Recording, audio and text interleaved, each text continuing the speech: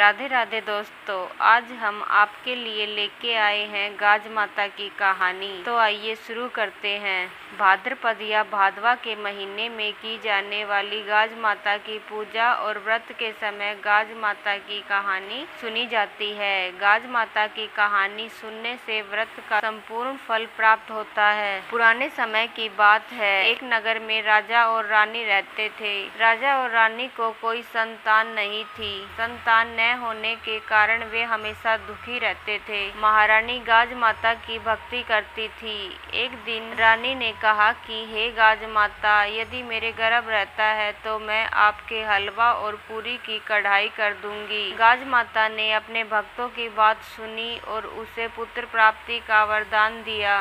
कुछ दिनों पश्चात महारानी ने एक लड़के को जन्म दिया, परंतु वह कढ़ाई करना भूल गई। उससे गाज माता रुष्ट हो गई और गाज माता ने सोचा कि महारानी तो मुझे भूल गई। और एक दिन रानी का लड़का पालने में सोया हुआ था।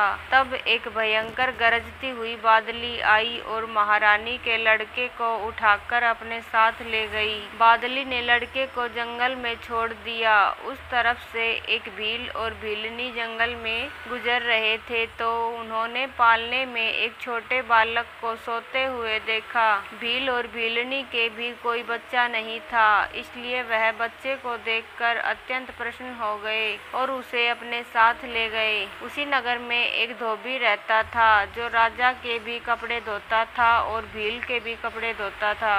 जब वह धोबी राजा के महल में गया तो उसने देखा कि वहाँ शोर हो रहा था कि गाज माता महारानी के लड़के को उठाकर ले गई। तब धोबी ने कहा कि आज उसने एक लड़के को भील के घर पर पालने में सोते हुए देखा था।